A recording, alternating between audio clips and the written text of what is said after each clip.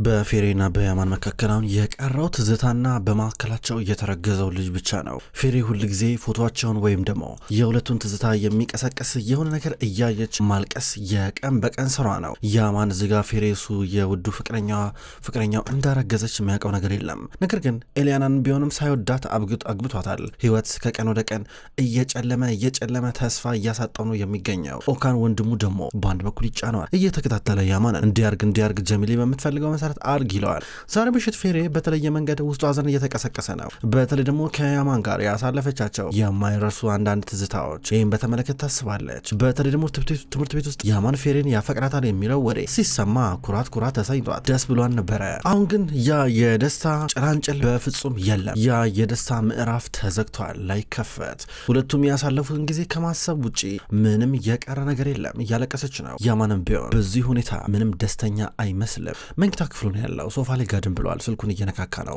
ኤሊያና ለጥ ብላለች። ከሷ ጋር አይደለም ሊተኛ ቀርቶ በጭራሽ እንኳን ለሷ የተለየ ምልክት ማሳየት አይፈልግም። ደህና ደር የኔ ፍቅር እያለ ከራሱ ጋር እያወራ ይተኛል። በሌላ በኩል ፌሬ እርግዝናው እየገፋ ሲመጣ ቀጥታውን ካሉበት በቀጥታ ወደ ኢስታንቡል መሄድ እንዳለባት ይሰማታል። ጓደኛዋን ሀሰንንም ቢሆን አናግራን ነበረ። አሁን የእሷን ወንድም ሙስጠፋን አናገረችው። ከዛ እዛ ስራ ሄጄ ይሰራለው የሆነ ካምፓኒ ስራ መልክቼ ተቀበሉኝ አለችው። ያን የምትሄጂው አባትሽን ትተሽ ያን የምትሄጂው እንደምታያት ነስሪን ብዙ ስራ አለባት። ጄሚሌን ብትሆን ልጇ ኤሊያና ካገባሽ በኋላ እዛ ትልቁ ቤት መኖር ልጀምር ትችላለች። እኔም ብትሆኝ እንደምታይኝ ቢዚ ነኝ። ማን አባትሽን ላይ ሆነው እያለ ነበረ።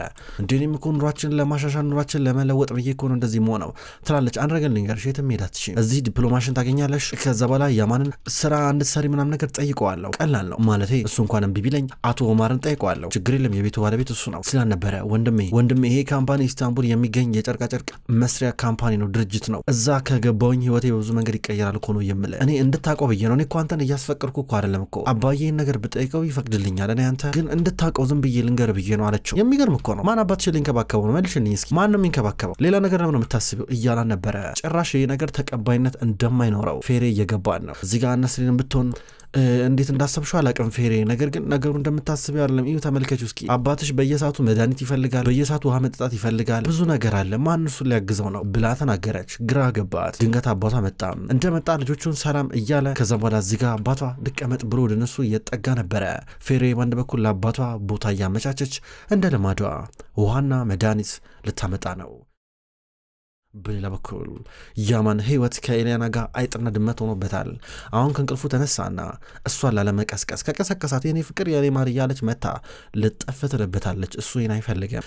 ከዛም ልብሱን ቀየረ። መውጣት ነው የቀረው። ቀስ ብሎ ሊወጣ ወደ በሩ ጋር ሲጠጋ የኔ ውድ ብላ ጠራቸው። የት ነው የምትሄደው አለችው። ዞር ብሎ ተመለከታት። ኤሊያና ስብሰባ አለብኝ ዘር እያለ ነበር። ማለት የምን ስብሰባ? በሰርጋችን የመጀመሪያ ቀን ስብሰባ ይኖራል እንዴ? ቢያንስ እኔ ጊዜ አሰጠኝም እንዴ? ተመልከት፣ ትናንትና እንኳን ችግር የለም። ትናንትና ሁሉም ነገር ባንዴ ነው የሆነው ቤተሰባችንም ደንግጧል ብዬ ዝም አልኩ። በአሁኑ ግን አልፈቅድልም እያለችው ነበረ። ይሄ ስብሰባ ቀድሞ የታቀደበት ነገር ነው። እንትን ማለት አልችልም፣ መሰረዝ አልችልም። አያቴን ቢሆን ከኛ ጋር ሙሉ ቀን አለ። አያቴን ማናደድ ማበሳጨትም አልፈልግም። ቀደም ብሎ እሱ ነበር የነገረኝ። ከማየ ጋር መሆን ትችያለሽ እያላን ነበረ። ኧረ በጣም ነው የምትገርመው። ቆይ እኔ ግን ምን አርጌ ነው ምንድን ነው እባክህ ይህን ስብሰባ ሰርዛው ብላ ጠግቡ መጣች። ትናንትና አዝነህብኝ ነበረ፣ ችግር የለም ይሁን፣ ነገር ግን ዛሬ ቢያንስ አብረን ቁርስ እንብላ እናውራ እስኪ እባክህ እያለችው ነበረ። እሱ ግን ኤሊያና እንደዛ አይደለም፣ ይኸውልሽ መሄድ አለብኝ፣ ሌላ ነገር አይደለም፣ እሺ አስፈላጊ ጉዳይ ገጥሞኛል መሄድ አለብኝ። አስፈላጊ ከሆነ አንቺ ከማየ ጋር መሄድ ትችላለሽ፣ ችግር የለም በቃ። እንደገና ነስሪም ቁርስ ታመጣልሻለች፣ መልካም ቀን ብሏት መነጸሩን አድርጎ ወጣ። ለምንድን እንደዚህ የምትሆንብኝ? ቆይ አንተ ምንድነው ችግር? ለምንድን እኔ ጋር ስትመጣ እንደዚህ የምትሆንብኝ? እያለች ነበረ። ኦካን እናቱን እያገኛት ነው ያለው፣ ከእናቱ ጋር እየተቃቀፈ። በአንድ በኩል ጀሚሌ ደግሞ የኤሊያናን እንዲሁም የያማን ልብስ ነው ብላ በእነሱ ባህል መሰረት በሳጥን ተደርጎ የሙሽራው ቤት ውስጥ ይመጣል። አሁን እነ ሙስጠፋና ሌላም ወንድ ጨምሮ በደንብ ያዙ ብላ በቀጥታ እዛ ድረስ አመጣቸው። ከዛም በኋላ በር ሲከፈት በድንገት የተመለከተችው የቤቱ ባለቤት ጉልፋ ምንድነው ብላ ስትጠይቅ በባህላችን መሰረት የልጆቻችን ልብስ ስትል ነበር። ሳጥኑ በጣም የድሮና የቆየ ነው፣ እንዲሁም በጣም ከባድ ነው። ጉልፋ ሜን አይታ እንዳላየች መሆን አለባት። ከዛ እዚህ ጋር ደግሞ ያማንም ቢሆን ምንም የመሰለው አይመስልም። መኪና ውስጥ ሊገባ ነው። ኦካን እየለመነው ነበረ። ስማ በብቸኝነት እቺ ጀሚሌን እናስወግድበት የምንችልበት መንገድ አሊያናን ስትንከባከባት ብቻ ነው፣ እባክህ እዚህ ጋር ችግር እንዳፈጥር እያሉ ነበር። በእናትህ ጨቅጭቀኝ፣ ዝም ብለህ መኪና ውስጥ ግባ ይለዋል። ሁለቱም ተያይዘው መኪና ውስጥ ይገባሉ። በሌላ በኩል ቦራውንም ቢሆን ማንነቱ ሳይታወቅና ሳይለይ እዛው ሆስፒታል ውስጥ እንደተኛ ነው የሚገኘው። ቦራ አሁንም ቢሆን ሕክምና እየተደረገልን ነው። ሁለት ዶክተሮች አጠገቡ ቆመዋል። ሁኔታው እንዴት ነው ይባባላሉ። ደህና ነው ዶክተር፣ እስካሁን ደስ አልነቀም እያሉ ነበረ። በ12 ሰዓት ውስጥ የሚሆነው ነገር በፍጥነት ማወቅ አለብን። ማንነቱ ታወቀ? ማን ነው እያሉ ነበረ። አልታወቀም ገና፣ ፖሊሶች ይመጣሉ። ፖሊሶች ከመጡ በኋላ የሚሆነው ነገር ይታወቃል አለው። እሺ ብሎ አንደኛው ዶክተር ሄዳል።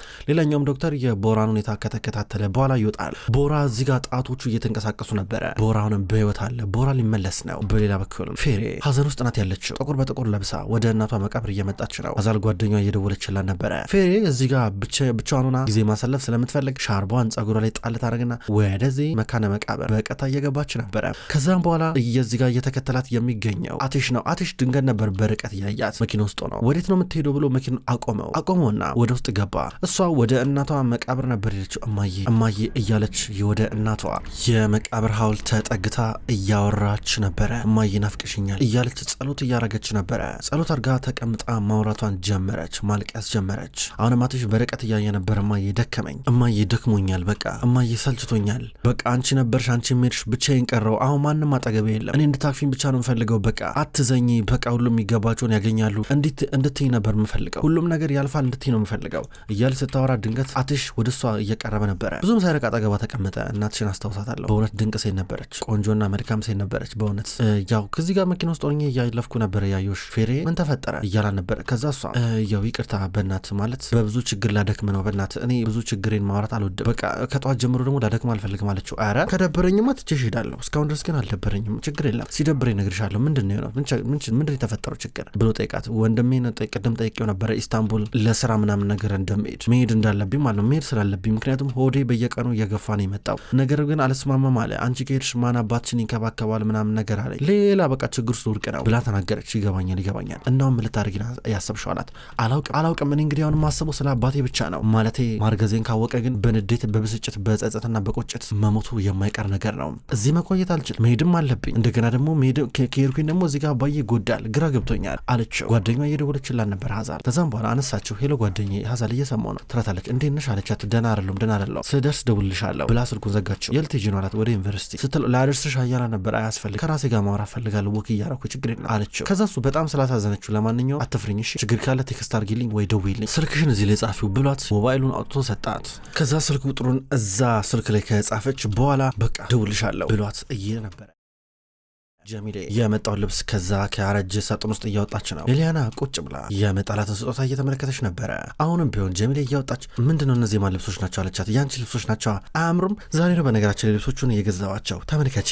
በዛው ግረ መንገዴን ጸጉሬን ተሰራው ጥፍሬን ተሰራው እያየሽ ነው እንዴት ቆንጆ እንደሆንኩኝ እያለቻን ነበረ። ኤሊያና ጥሩ አረግሽ እያለቻን ነበረ። በአንድ በኩል ድንገት ጉልፈም ከተፋለች። ጉልፈም ልትመጣ አካባቢ ነበረ። እዚህ ጋ ኤሊያና ስጋት ውስጥ መሆኗን ለእናቷ የነገረቻት። ምንድነው ያማን ችግሩ ቀዘቀዘ ብኝ አለቻት። ይህን ጊዜ ጉልፈም ልጇ ማባበል ጀመረች። ጉልፈም ከመጣች በኋላ ከዛ በኋላ ቀስ ብላ ለኤሊያና ሌላ ልብስ ገዛልሻለሁ፣ እንዴት ነው እነዚህ ቢጣሉም ችግር የለማ ብላ ይጠይቀቻት። አረ ይጣላሉ ችግር የለም እያለች ነው እዚጋ ኤሊያና ጀሚሌን አንድ ብላ እዚጋ መካር ጀምራለች። ከዛ በኋላ ጉልፈም ከሄደች በኋላ ሻይ እንጠጣለን ብላት ጀሚሌ ተናደደች። ለምንድነው ይጣላል ያልሻት አለቻት። እማዬ ስሚኝ አንድ ጊዜ ጉልፈምን በዚህ መንገድ ብቻ ነው ልናባብላት የምንችለው ትላል ነበር። ዘዴ መሆኑ ነገረቻት። በሌላ በኩል ኦማር የቤቱ አያት በዛሬው ዕለት ልጆቹን በሙሉ ስብሰባ ጠርቷቸዋል። ሁሉም ዛሬ በስብሰባ ላይ እንዲገኙ ተጠርተዋል። ከዛም በኋላ አሁን ወደ ካምፓኒ ቢሮ እየገቡ ነበረ። ኦካን እንዲሁም ያማን አንድ ላይ ገቡ። ያማን በእጁ ዶክመንት ይዟል። ቁጭ በሉ ይላችኋል። ኦማር እንግዲህ ያው እዚህ ስጠራችሁ እንደዚህ አይነት የሚያዋርር ነገር ሰማለሁ ብዬ ጠብቄም አልነበረም ይላል ያማን። እዚህ ጋር የሰራውን ዶክመንት ሲሰጠው ባካ ያስፈልግ መያዘው እያሉ ነበረ። ኦካንን ተቀመጣለው። አያቴ ስለ ቦራ አዲስ ነገር አለ እንዴ ሲሉ ነበረ። አላውቅም ምንም አዲስ ነገር የለም። የት ሄዶ ሊሆን ይችላል ሲጀመር ሱ ቆሻሻ ነው የት ሊገኝ ይችላል ተመልሶ ይመጣል እንግዲህ እያለ ነበረ። ከዛ ደግሞ አቴሽ ሰላም እያላቸው ገባ። ወደ ያማን እየቀረበ ወንድሜ ደህና ነህ አይደል ብሎ እየጠየቀው ነበረ። አለው እያለው ነበረ። ከዛ አቴሽ ሄዶ ሊቀመጥ ሲል ነበር በድንገት ኦማር ልጄ ና ያንተ ቦታ እዚህ ነው ያንተ ቦታ፣ ይህን ካምፓኒ አንተ ነው መምራት ያለብህ። ቮራድ ዛሬ ሳይ ሊያይህ ይገባል የዚህ ካምፓኒ መሪ አንተ እንደሆንክ፣ ምክንያቱም በቅርብ ቀን የእሱን ሴት ልጅ ታገባለህ ይለዋል። ኦካን ከዛ ምን እንደምታገባው ተስማማ እንዴ ብሎ እዚህ ጋር እየጠየቀው ነበረ። አያቴ ምን ተባብለን ነበረ ተስማምተናል ነበር እንዴ ይህን ነገር እሻላል እኮ ይለዋል። ና ተቀመጥ አታለቃቅስ ብሎ ኃላፊነት ይጠብቃል እያሉ ነበረ። ነገር ግን አቴሽ ተቃወመ። አልቀመጥም ብሎ ሌላ ወንበር ላይ ተቀመጠ። ኦማር መጮ ጀመረ። እናንተ ክብር የማይገባችሁ ወራዶች እያለ ተራ በተራ ስማቸውን እየጠራ ጮኸ። እናንተ ከኔ ምንም ነገር ማግኘት አይጠበቅባችሁም ሲላቸው ነበረ። በተለይ ያማን ላይ ጉልበቱ በረታ።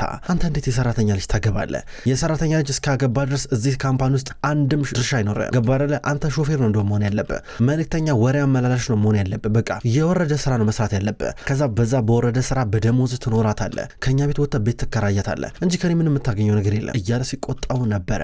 እዚህ ጋር ኦማር እንዲያለ ሲቆጣ አቴሽ በቃ እያለው ነው። ያማን ተማሩ ሊወጣ ነው ቁጭ በል እያለ ኦማር መልሶ ይቆጣል። አቴሽ ግን በመጨረሻም አያቱን ተጋፈጠው። አያቱን ስለኛ አንተ መወሰን አትችልም እያለው ነበረ በብዙ መንገድ። እኔ ራሴ ህይወት አለኝ፣ ማፈቅራትን መወዳትን እኔ ያሰብኳትን ሴት አገባለሁ ብሎ ጮሆ ወጣ። ኦካን ይህ ሁሉ ነገር ሲሆን በዝምታ ይመለከታል። በዚህ ሁሉ ጀርባ ምንም ጥፋት የሌለበት ኦካን ነው የሚመስለው በርቀት ሲታይ። አቴሽ የአያቱን ቢሮ በር ከፍቶ ወጣ።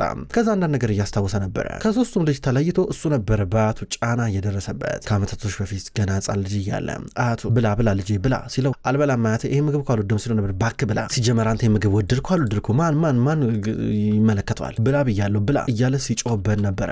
እንደዚህ እያለ እዚህ ጋር አያቱ እየጮህበት ይህን አስታውሶ የበለጠ አቴሽ ተማረረ። ፈጠን እያለ በደረጃው እየወረደ ነበረ። ከካምፓኒው እየወጣ ነበረ። ከጉልሶይ አጠቃላይ ካምፓኒ እየወጣ ወደ መኪና ውስጥ ገባና ቁጭ ብሎ ማሰብ ጀመረ። አሁንም ብዙ ትውስታ አለበት ከአመታቶች በፊት ይህ ምግብ ብላ ተብሎ ምግብ ቀርቦለታል። እሱ ግን ከመበላ ሞቼ ይገኛል ብሎ ድርቅ ብሎ እላዩ ላይ ክፍል ቆልፎ ተቀምጧል። ከዛ በኋላ በድንገት ሙሽን ነበረ ልክፈትለት ይሄ ልጅ የሆነ ነገር እንዲሆን እያለ ነበረ የፌሬ አባት። እነዚህ ነገሮች አሁን አስታውሶ ተረበሸ። ድንገት የመጡት ቡራልና ባዴ ናቸው። ገና ከመኪና ውስጥ ሊወጡ ሲሉ እሱ በርቀት ሲያቸው መኪናውን አሽከረከረና አዙሮ ስቷቸው ይሄዳል። ቡራልና ባዴ አባትና ልጅ በዛሬው ዕለት ኦማር ጠርቷቸዋል። ስብሰባ አላቸው። በሌላ በኩል ቦራ አሁንም ቢሆን በጣም አሳሳቢ ሁኔታ ውስጥ ነው የሚገኘው። እዚህ ጋር አንድ ዶክተር መጥቶ ሁኔታውን ተመለከተና ፖሊሶቹን ማየት ይችላላችሁ ብሎ ፈቀደላቸው። ከዛ ቀደም ብሎ መረጃ እየነገራቸው ነበረ። እዚህ ጋር እንደምታዩት ከሆነ አንገቱ ላይ ያው የገመድ እንትን አለ፣ ምልክት አለ፣ እንደ ጠባሳ ልትሉ ትችላላችሁ። እዚህ ጋር ደግሞ እጁን እንዳያችሁት እጁም ትንሽ ትክክል አይደለም። እንደገና ጭንቅላቱ አካባቢ ምት እንደደረሰበት ያስታውቃል። ይሄ ነው ፎቶ ብሎ ተሰጣቸው። ፎቶን ሲያሳያቸው ፖሊሱ አንደኛው ቆይ አንዴ መጣው ብሎ ዞር አለና ስልክ እየደወለ ነበረ። በሌላ በኩል ኤሊያና አሁን ያለችው ከጉልፈም ጋር ናት። ከዛ በኋላ ቡና ቀዳችና ጉልፈም መጣች። እዚህ ጋር ኤሊያና ወይኔ ጉልፈም በጣም አመሰግናለሁ፣ ቆንጆ ምርጫን ያለሽ፣ ይሄን ቤት ድሮ ልጅ እያለሁ አውቀው ነበር አለቻት። ምንም እንኳን አንቺ እናትሽ እዚህ ቤት መታ ብታጸዳም ነገር ግን አንቺ ስራ ሰርተሽ አታውቂም። እኔም አንቺን ለመቀበል ብዙ እንትን አለለም አላንገራገረም፣ ችግር የለም። በነገራችን ላይ ያው አንቺ ታውቂያለሽ እዚህ ጋር የያማን ሚስት ነሽ፣ የያማን ጉልሶይ እና አንድ ነገር ላማከርሽ ፈልጋለሁ። ገባሽ አይደለም? አሁን እንግዲህ ከልጅ ጋር ተገብተሻል እና ታውቂያለሽ እኛ ዙሪያ ያሉ ሰዎች በጣም ከባዶች ናቸው፣ የሰው ስም ማጥፋት ይወዳሉ እና ምናልባት የማን ልጅ ነሽ ተብለሽ ስትጠየቂ የቤት ሰራተኛ ልጅ ነኝ ብለሽ መመለስ ላይኖርብሽ ይችላል። ማለት የተማርሽ እንደሆንሽ ኢስታንቡል ያለ ዩኒቨርሲቲ እንደተመረቅሽ ከያማን ጋር የተዋወቃችሁት እዛ ዩኒቨርሲቲ እንደሆነ አይነት ነገር መናገር ትችያለሽ። ሁሉን ነገር ከተናገርሽ ከባድ ነው የሚሆነው። በሆነው ነገር ቤተሰባችን እንደደነገጠ ሁሉ እኛ ከደነገጥነው በላይ ሌሎች ሰዎች ሲሰሙ ደግሞ ይደነግጣሉ አለቻት። አሊያና እሺ ችግር የለም እያለች ነው። እናቷ መስዋዕትነት ከፍላ ከያማን ጋር ብታጋባት ችግር የለም ብላ ማንነቷን ለመደበቅ እዚህ ጋር ከጉልፈም ጋር እየተስማማች ነው። ሁለቱም በዚህ ተስማሙ። በሌላ በኩል አቴሽ ምስጥ ብሎ እያሰበን ያለው አቴሽ በጭራሽ አያቱ እንደማይፋታ ያውቃል። በተለይ ደግሞ ባድን የቡራን ልጅ ማግባቱ የማይቀር ጉዳይ ነው። እሱ በራሱ ሌላ ሴት ይዞ ካልመጣ አሁን ደግሞ ህይወት ውስጥ ሌላ ሴት የለችም እሱ እንደሚለው ጨነቀው። ስልክ ለመደወል እያሰበ ነው። የደወለው ወደ ፌሬ ጋር ነበረ። ፌሬ ከጓደኛዋ አዛል ጋር ዩኒቨርሲቲ አካባቢ ነበረች። ደወለላት፣ አነሳችው። የነሻላት ዩኒቨርሲቲ ነኝ አለችው። መጣኝ ሻይን ጠጣ እያላን ነበረ። እዚህ ጋር አዛል ጓደኛዋ የፌሬ ጓደኛ ስሰማ አልወደድኩትም ይሄን ነገር እያለች ነበረ። እና ያማን ስብሰባ ላይ ናቸው። ያማንና ቮካን በሚገባ እነ ቡራንና ባዴን እያስረዷቸው ነበር ስለ ስራው። ከዛ እዚህ ጋር ባዴ ቆይ አንድ ጊዜ መታጠቢያ ክፍል እያለች ነው። ውስጧ ተረብሿል፣ ትክክል አይደለም። ድንገት ያ ፖሊስ ቀድሞ መረጃ እየሰማው ተደብቆ ለቡራል ደወለለትና ቦራ የአንተ ወንድ ልጅ ባህር ዳርቻ ተጥሎ ተገኘ አለው። ቡራል ደነገጠ። ባዴና ቡራል ደነገጡ። ልጃቸውን ወይም ደግሞ ባዴ ወንድሟን ለማየት ከቡራል ከአባቷ ጋር በቀጥታ ሄዱ ናቸው። ኦካን እዚህ ጋር ተናወጠ። ያማን ኦካንን በል እንግዲህ ቦራ ስለተገኘ ምንም ጨርቄ ማቀኝ ሳትል በጠቅላላ ቶሎ ብለህ ተነስተህ ወደ ኢስታንቡል ሂድ እያለው ነው። ኦካን እያለቀሰ ነው። ወንድሜ እንደዛ ትበለኝ አብረን እንጋፍጠዋለን እባክህ ብሎ ይለነዋል። ያማን እሱን እያባበለ ችግር የለም እያለው አቴሽ ቀደም ብሎ ወደ ፌሬ መጣ። ተቀምጠው ማውራት ጀመሩ። ያማን ምንም ነገር ሳይደብቅ ሁሉን ነገር በሙሉ ነገራት። እንጋባ እያለ ነበረ። ወለም ዘለም ሳይሪና ሳፍን ለፊት ሲያቀርብላት ወዲያው ነበር ያስደነገጣት። ጭራሽ ገምታው አስባው አታውቅም ነበረ። እሱ ከጅምሩ በአያቱ በጣም እንደተበሳጨ እንደተናደደ፣ አያቱ የእሱ ኑሮ ካልኖርኩልህ እያለ ሲያስቸግረው እንደተነባበተ፣ አስተዳደጉ ትክክል እንዳልነበረ ዳር ከነገረ በኋላ ነበረ ይህ የእንጋባ ጥያቄው የመጣው። እሷም ብትሆን ችግር ውስጥ ናት። ልጇ ያለ አባት እንዲያርጋ አትፈልግም። እንገባና ቶሎ ብለሽ ማርገዝሽን እንናገራለን እያላን ነበረ። ይህን አስደንጋጭ ዜና ቤተሰቦቹን የሚያስደነግጥ ዜና እንንገራቸው ብሎ እዚጋ እየገፋፋን ነበረ። በድንገት ያማን እየመጣ ነው። የሆነ የሚጠጣ ነገር ልቅዳ ብሎ ገና ዚጋትሽ ዞር ከማለቱ ያማን መጥቶ እያናገራን ነበር። ምን ሆነሽ ነው እያለ እየጠየቃን ነው። ምንድነው ችግርሽ? እንዴት ተጣፋ ያለ ስልክ ለምሮ ማታነሹ እያላን ነው። ምን ላርገ ከዚህ በኋላ በኔና ባንተ መካከል ምንም ነገር የለም ትለዋለች። ድንገት አትሽ መጣ። አትሽ ሲመጣ ያማን ምን ነው እንዴ መጣ እያለው ነበረ። ከዛ ዚጋ ፌሬ አትሽ ንገረው እያለችው ነበረ። ያማን ምንም ነግሩኝ እያለ ነበረ። ፌሬን እንድታገባኝ ጠየኳት፣ እሷም ተስማማች ብሎ ነገረው። ያማን ደነገጠ። አትሽ ለያማን ምንም ሳይራራ ነበረ ሁሉን ነገር የነገረው።